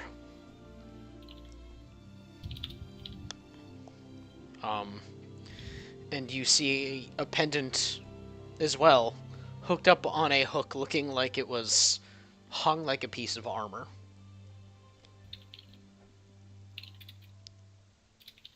Wait, what was that part? A pendant that's like hung up like it was a piece of armor that was hung up. Luffy goes and she takes it. Alright, you've actually got to like stretch up to grab it because it was put up like a 6 foot tall person would. You know, she does. She has a little hop. You know. Yeah, she just and you grab it, and you pull it down, and yeah, it's a pendant like everyone else's, and there are words on it as well. Yeah, Miss is with Laffy when she's doing this, and she's looking it over. She's like, "Is it warm too?" Yeah, Is it warm? it's a little warm. It's a little warm. Hmm. And the words say, "Journey before destination." Huh. I like that one too. Yeah, at least this one doesn't reference dying. Yeah.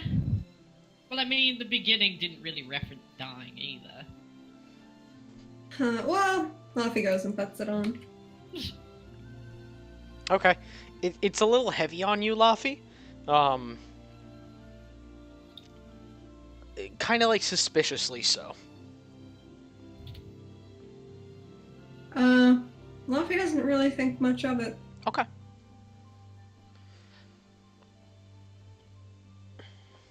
Well then. You guys head back downstairs. And that just leaves the Crove door. Again, as far as you've investigated. When they're in the central room, Mist is kind of absently trying to make the dark, inky energy appear around her. She's like sort of like she's not saying anything or stopping anyone from moving when she's doing this, but she's just kind of passively testing, like, can she still sense the unknown? Can she still do this? Like, she's sort of just checking out all of her shit to see if anything's different. Make an Arcana check. Alrighty. At least that can't be a 9. It all works. Hmm. None of your powers seem diminished.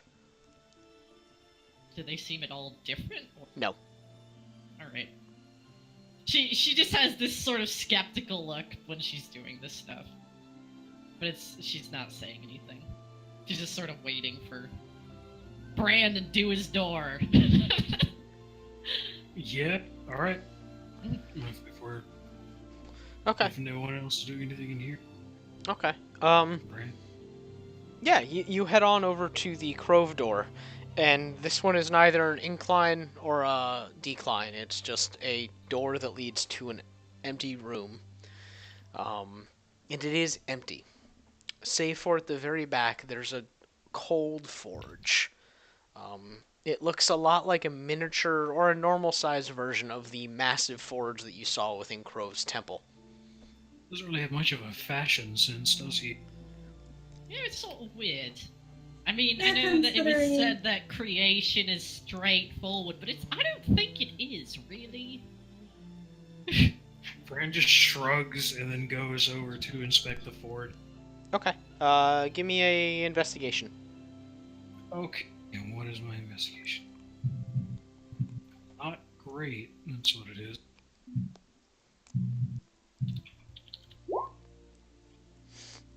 Okay. God damn it. Suspiciously enough, there are ashes in the forge still.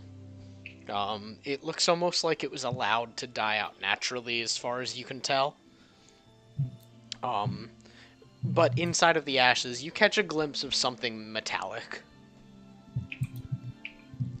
Bran's gonna sift through the ashes and see if he can grab whatever's in it. Okay. Make a Constitution saving throw real quick. Okay.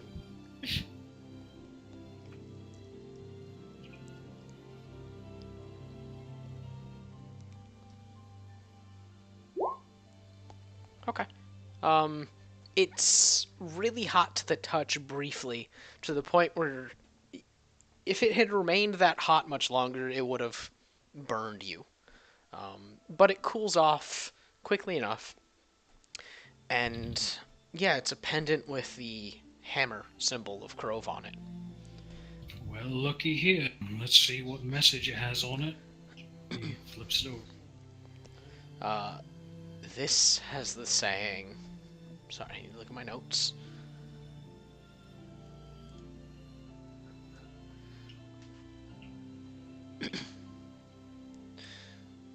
This one has the saying... Destination with purpose. Huh. Bran, contemplates it for a second before he, shows it to the rest of the group. Especially Yeah, Mist, because he just immediately shows it to Mist. He's gonna, jot it down. Yeah, Miss totally writes it down. Destination with purpose. You know, I wonder if there's an order to these. It sounds like they're connected in some sort of way. I mean, obviously, but she just sort of gestures. Yantha, but this is the beginning. Leander, all things begin when this one ends. Luffy with Journey Before Destination. Bran with Destination with Purpose. And then Ren with All Things End as They Should.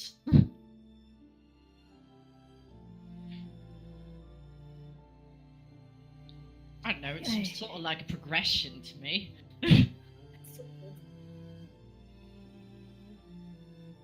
Any idea what order would go in then if you were to put it together? Miss writes the thing down, and she's just sort of like, yeah, well, if there is something that needs an order, we could try that one. So, you guys head back down into the main room. You've investigated the doors that you can see, except for one. Yeah.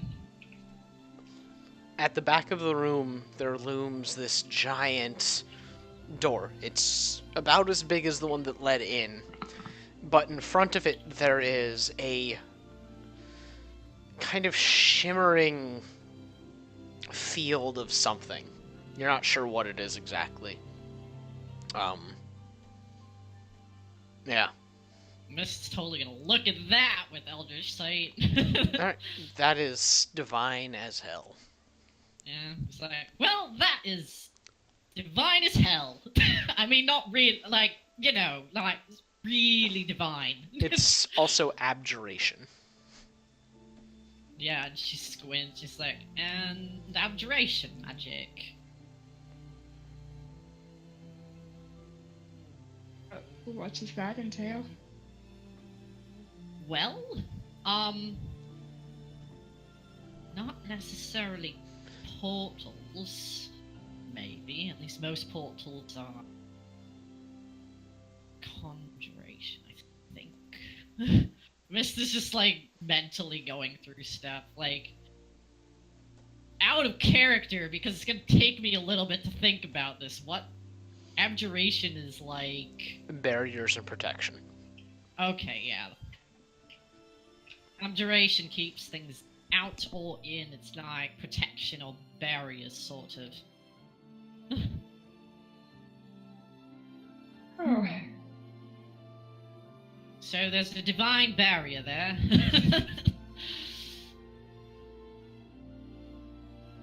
Are there like indentations? Yeah, in Miss them to is gonna look protect it? around for something like that too. Alright, make investigation checks. Hey. Okay.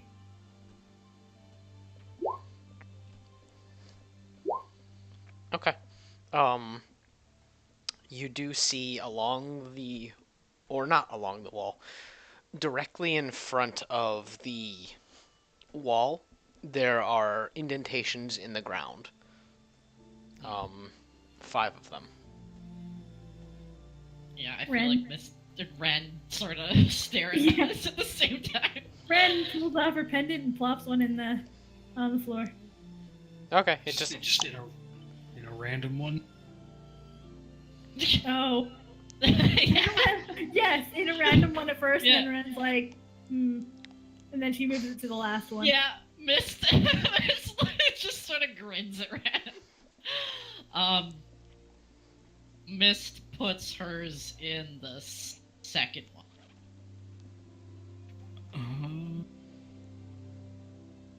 It's like, so I think Nenia's first, I was second. She's looking through her book. I didn't actually have time to finish writing that down, so. Let's see. Nadia steps over to put hers in the first one.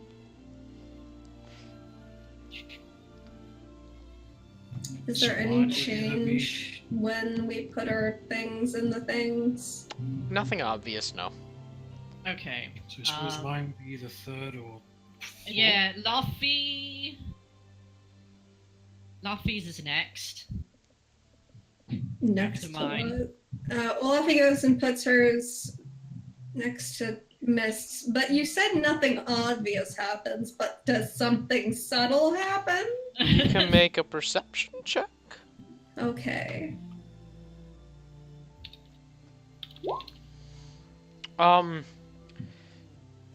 Some of them seem to fit well, and other ones seem like they're a little bit loose.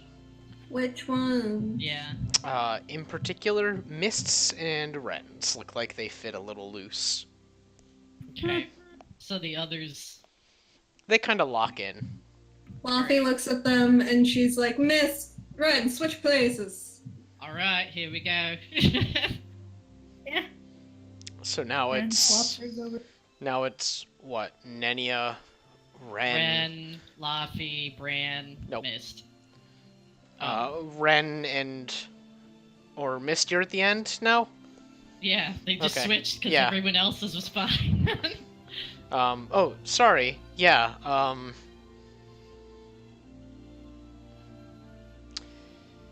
Sorry, I'm doing this in my head real quick. The ones that were loose were Ren, Mist.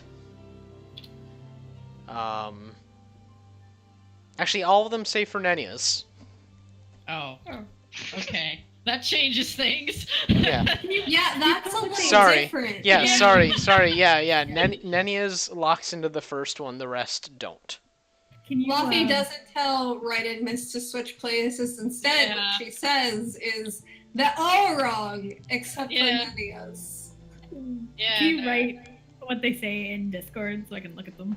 Hold on, I have it. Okay. I'm just trying to Fuck it. I'm confusing myself too. So writing no, it down don't is worry. useful. Yeah. It's just I didn't have time. I know the Thoroughly order. confused. Yeah. Okay. Let me.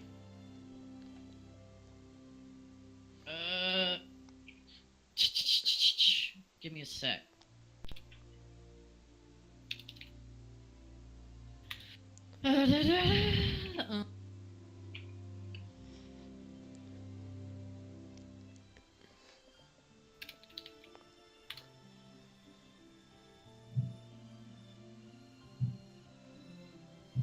Ooh, the neighbors have gotten annoying.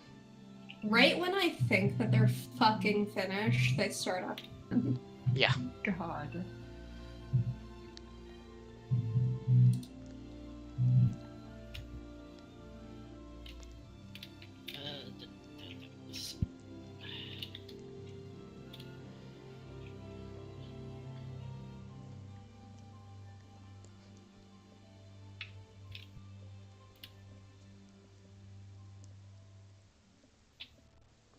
Okay. There they are. So we have Ganther number 1. Yes. Mhm. Yeah, Mist is like, alright, so. Well, at least there was an order. Yeah. So So this yeah. is the beginning. Let's try, Laffy, put yours in number 2. Yeah. Fluffy goes and she puts hers in the second one. Okay, Laffy's clicks in.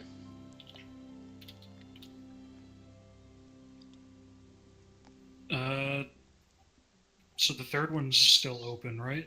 Yeah. Yes. Brand's gonna put his in the third one. The third one clicks. Just leaves what. Ren, you go first. 4. Yeah. Ren puts hers in slot number 4. It clicks in. Yeah, the Mist puts hers in the last one. Okay. It clicks in. And when the last one clicks in, the abjuration barrier shimmers and explodes outward with a bright golden light. And when the light clears, the doorway is just a simple door now. We did it. I like puzzles. Well, no other way left to go but forward, then, shall we? Are the pendants stuck there? You can try and pry them out. Right. Attempt. Okay. Make a sleight of hand.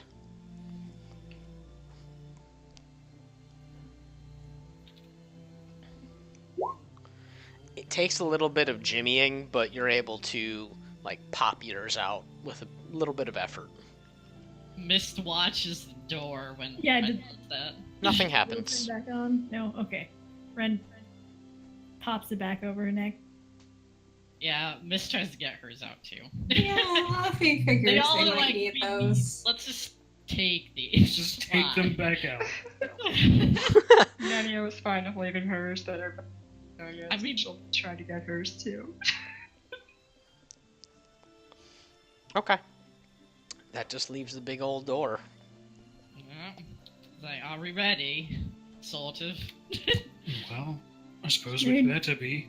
No turning back now. Nope. Yeah. I Let's walks do it. forward and opens the door. All right. Yeah. You push on the door, and the scene before you changes.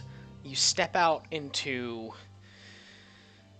Well, before you see a grove, and within it are 4 pillars.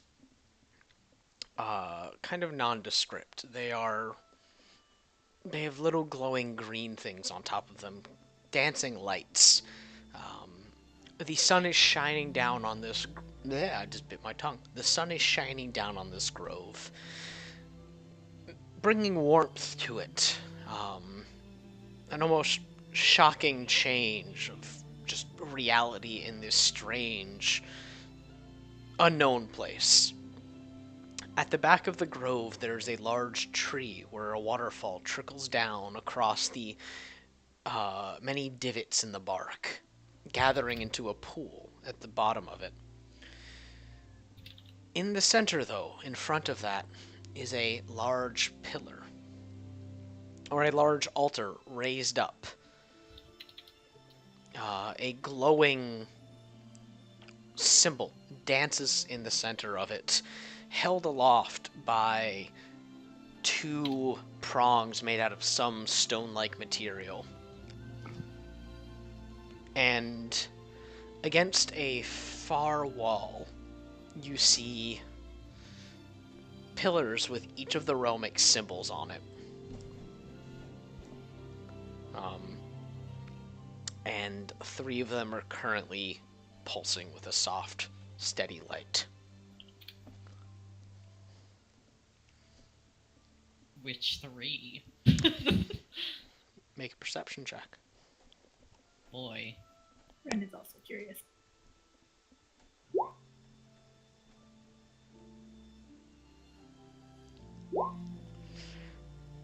Raelsh, Ganther, and Kassa's pillars.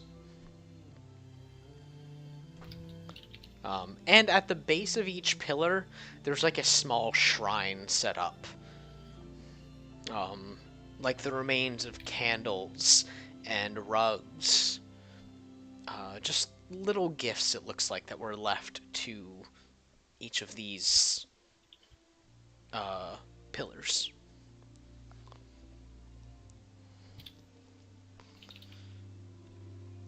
Yeah, Mist kind of looks between all of them. I guess those are the ones we're fighting, aren't they? Seems like it. You step into the room, and the door behind you slides shut without a noise. And the grove goes quiet. You didn't notice there was the sound of wildlife before, but with the absence of it, it becomes very noticeable. At this point, the pillars that were pulsing with a light slowly die away. And in front of each pillar, a figure comes into clarity. Oh, Jesus. In front of Raelsh's, you see a hooded or a cloaked individual. Their hood is up over their head. It's like a dark black cloak. You can't really see anything beyond that. It's not like a billowing robe, it's a traveler's cloak. In front of Kassa's, you see a woman with a massive battle axe slung over her shoulder. She's in heavy plate armor. There's a grin on her lips. And in front of Ganther, you see a rather demure-looking woman. She's wearing robes dappled with leaves. Branches twined into her hair. The staff in her hand is held firmly with purpose. And they all look at you. And that's where we're going to pick up next week. Oh no. Saturday Night Super Slam. Yep. God edition. Damn. All right. Internet, see you guys next week for whatever this is going to be. Bye.